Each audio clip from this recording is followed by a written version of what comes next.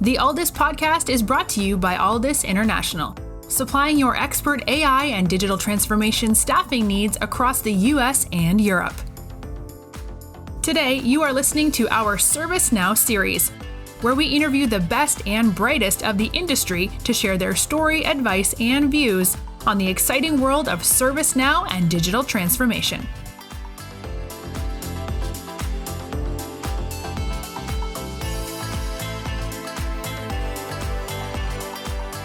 Hello everybody, it is Mark Kelly, Chief Customer Officer and co-founder of Alldus, and you are listening to the Alldus ServiceNow podcast series, and I am very, very happy to welcome back Gregg Aldana.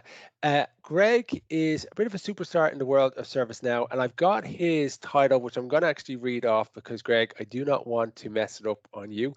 He is Global AVP, Creator Workflows Solution Consulting. Gregg prepped me before our call to make sure I didn't get that messed up. A little bit of a mouthful. But Gregg, thank you so much for joining us on the show today.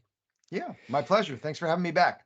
So I always think in the world of ServiceNow, there's probably 2 or 3 people have got the best jobs. I think Chuck Tomasi and Bill McDermott definitely up there in terms of the best jobs. But I think you're definitely kind of close on that kind of joint first place as well, because you get to do some amazing work with Gen AI, creator apps, and just all the kind of shiny new toys that people want to lay down bets on and kind of generate massive return on investment. And unless you've been living in a rock, ServiceNow's stock price has been going up and up and up because of a large part of some of the applications and case studies and return on investment from Gen AI. So, Gregg, we are going to be diving into some of these topics. And for people that haven't listened to our first episode, would you mind just giving me a bit of a brief overview about what you do day to day in the world of ServiceNow? Sure. Yeah, absolutely. And thanks again for having me back. It's funny you mentioned Chuck Tomasi and Bill McDermott, because I think what I do on a daily basis is a good blend of both of those guys. So definitely have the technical development background with ServiceNow that Chuck has, and out there, built a lot of stuff on the platform, talk to customers about that. And Bill McDermott and I both have a background in sales, and we're actually from the same hometown, Flushing, New York. We're born in the same hospital. So we definitely bring that New York energy of let's get stuff done today. So what I do at ServiceNow, I'm one of our global leaders in our pre-sales and our solution consulting department. So what is pre-sales? Pre-sales is basically the technical arm of sales. We're a software company like Microsoft, like Salesforce, like many other companies out there.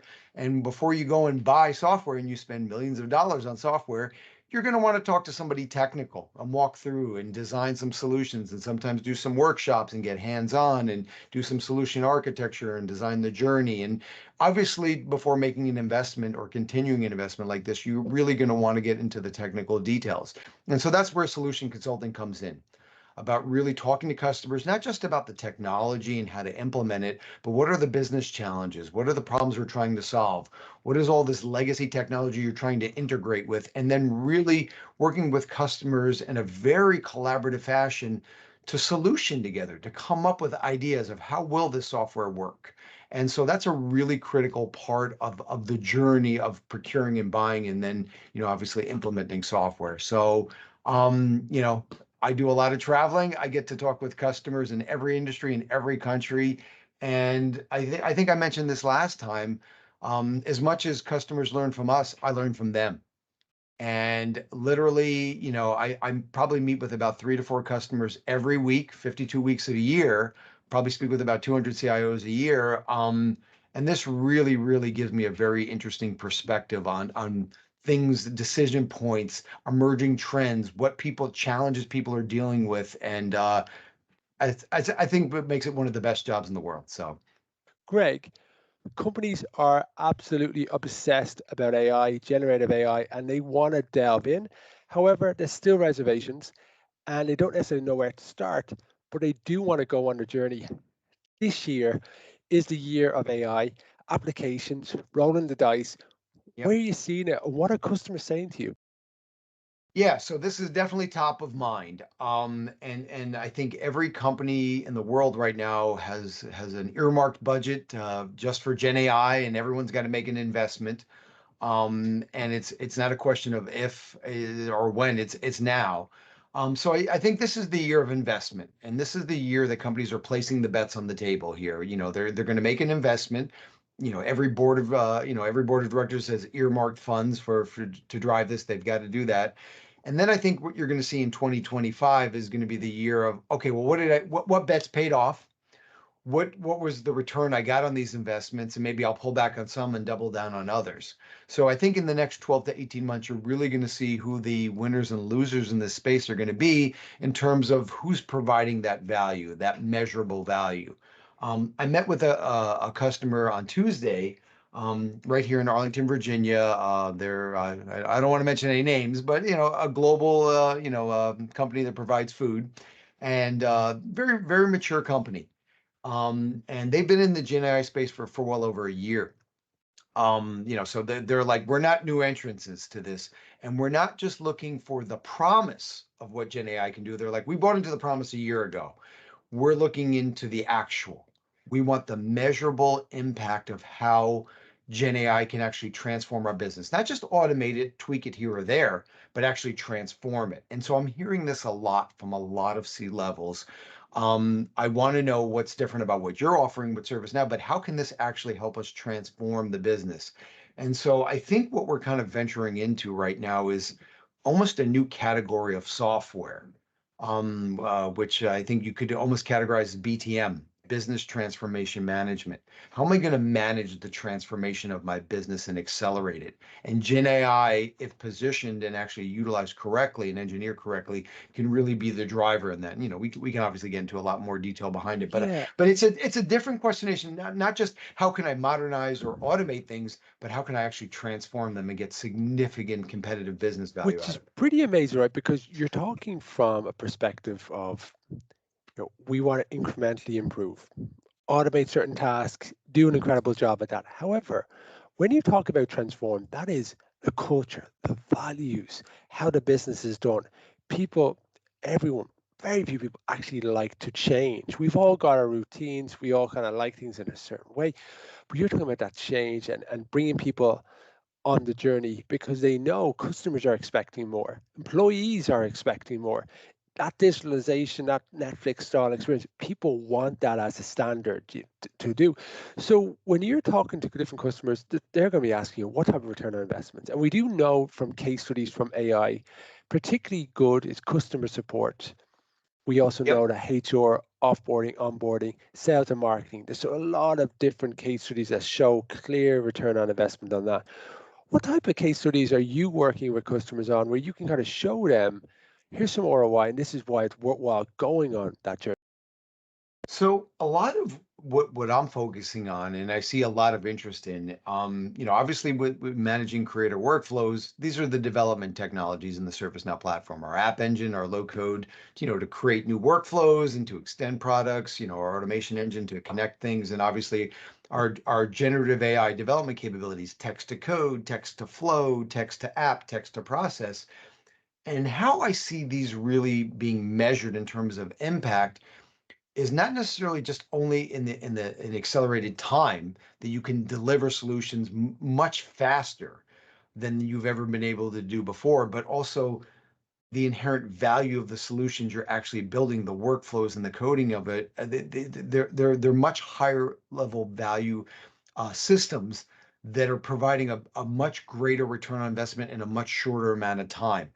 And so, I mean, here's kind of an example. It's so traditionally, developers take a certain amount of time to build an app, and you have a budget, you have a timeline, you're going to do that. Now with text to code, you have developers that can now obviously deliver that in a much shorter amount of time, but also build much more sophisticated systems with more functionality that provide more value. So it's almost like not only can I build the car faster, the car is going to have a lot more features that I can get around town faster, and I can hold more people and I can do more things with it. So the actual automations that you can develop with Gen AI, text to code, text to flow, are much more valuable, and you can deliver them so more value in a shorter amount of time. Those are two really, really great check boxes. I think the other thing that we're kind of trying to differentiate ourselves here is that you want to be able to show and demonstrate this value and measure it as you go along. You don't want to have to go back after the fact and hire a data scientist to mine and do the before and the after. So one of the unique things that we're working with a lot of our customers on are being able to monitor that business value by setting up those coefficients at the very beginning of the project so that we're tracking this in real time. So that oversight boards don't have to wait till the end of the quarter and don't have to wait, till a year from now to do an analysis to see what our return on investment is. If you're using our Gen AI solutions, we're going to help you track the return on investment in real time, on an hourly, on a weekly, on a daily basis. Look, we've gotten used to that in our consumer lives. You go into, you're checking the stock market on an hourly basis as it's going up and down. You should be able to monitor your Gen AI investments with ServiceNow in the same way. We were talking before about legacy modernization, about how Yes. some organizations could have up to 500 applications going within Lotus Notes, COBOL. And if you know anything about software, you know a lot of the people that are doing those types of coding are retiring at this moment in time. You mentioned before some of the tools and providers that are actually updating that code base and making sure that in a fraction of the time you can now add in new features. The maintenance significantly drops in terms of the costings, the efficiencies, and it's opening up for a whole different world of productivity. It really is. It's kind of funny having been in, application development for well over 25 years. You see this, very often there's a pattern. There's the lifting and shifting, we'll move it from one technology to another. But here we are in the middle of the 2024, and you still have mountains and mountains of legacy technical debt applications built over, decades here in .NET and COBOL and Lotus Notes. I mean, it's still here. And there's never really been a cost-effective way to actually rationalize and modernize it and kind of get rid of it. And so that's probably the most innovative use of Gen AI technology I've seen. One of our ServiceNow partners in particular, Rhino AI, that we've been doing a lot of great work with different customers on, and they've developed some large language models around ingesting this legacy code and then actually parsing it out and breaking it out and giving you rhyme or reason what's behind this, not just what is the technical objectives of it, but what is the functional objectives of it. Like, what is it actually doing, being able to scan it and get rhyme or reason. And think about traditionally how long this takes to do manually. It's usually why a lot of companies don't prioritize modernizing technical debt, because it's time consuming, it's inaccurate. You always leave stuff out. Those people that wrote those apps are gone. They were never documented. And it's just something that's never, it just takes too long. I'm not going to spend 4 or 5 years doing it. I just want to move on to the new stuff. Now enter Gen AI, where you can do it in a fraction amount of time. Like, I thought this was just a sales pitch until I actually saw it. There was one customer in particular where they're trying to modernize a bunch of legacy Appian applications. And they got some estimates. Well, this one app will take about 8 months for a team to come in and examine it and then recode it and do this. And they were able to use generative AI with ServiceNow and Rhino to do it in 5 weeks. And a lot of times where the savings, it's not just in the development, it's also in the rationalization. If you look at a lot of these legacy applications, there's a lot of patterns that were repeatable. People didn't do things in an efficient way, so they would cut and paste and cut and paste, and there was a lot of repetitive stuff. So you're going to see that you thought that you might have like 500 or 600 applications, but you don't. You maybe only have 100 because a lot of it was duplicative stuff that was over and over and over again. And you start to use Gen AI, you can start to discover these efficiencies. When you say it like that, 8 months or 32 weeks down to 5 weeks, and that's just the starting point. Can you imagine as this improves, suddenly you're going to do so much more. You don't have to manage that debt, that technical debt, the maintenance of it, the cost of it, but also the art of the possible. You're just reimagining things where previously you're thinking, it's not worth going on that journey, but it really is. And it also allows for people who aren't technically minded. You mentioned 25 years in the game, who aren't that technically minded, but come in from just a completely different skill set.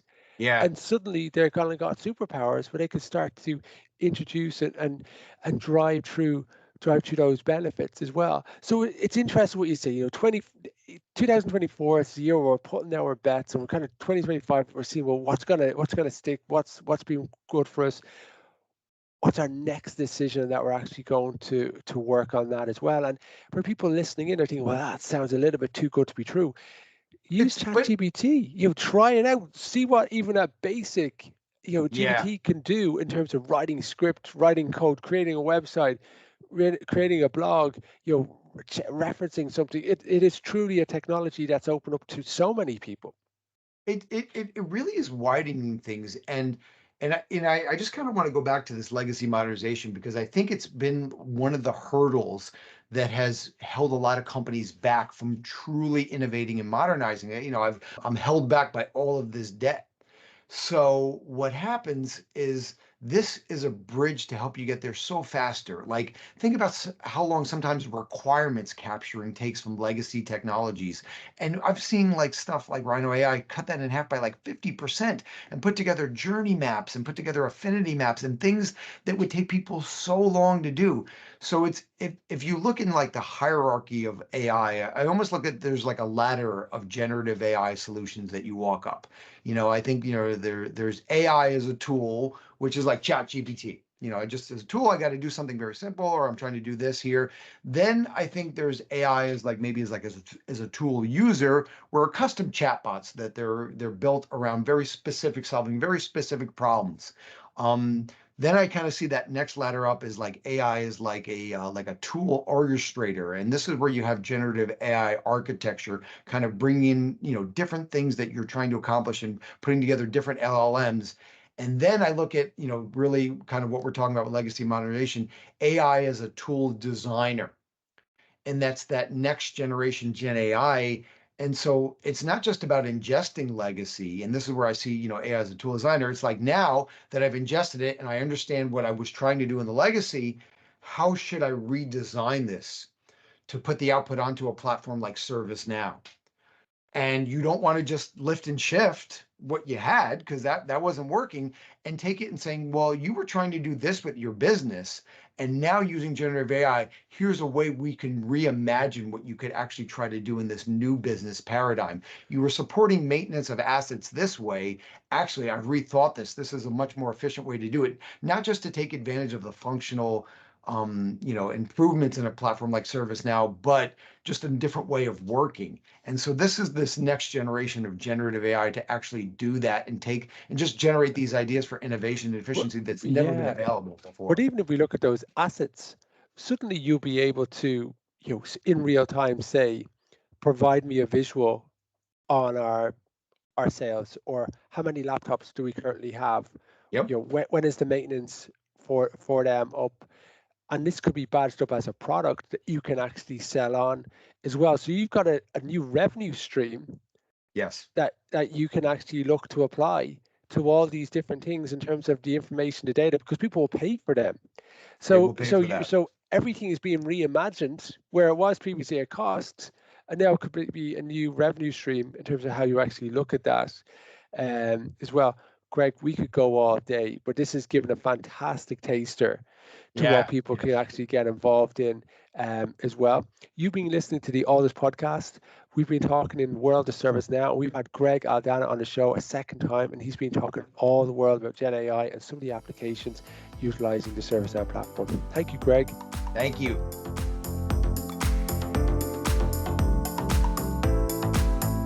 Thanks for listening to this episode of the Alldus podcast. If you enjoyed today's episode, don't forget to subscribe, rate, and review. We are available on Apple Podcasts, Spotify, and any Android podcast of choice. You can also head over to our website, www.alldus.com, to listen to more podcasts, view our open roles, and stay up to date with industry news. Thanks for listening, and stay tuned for more great episodes coming very soon.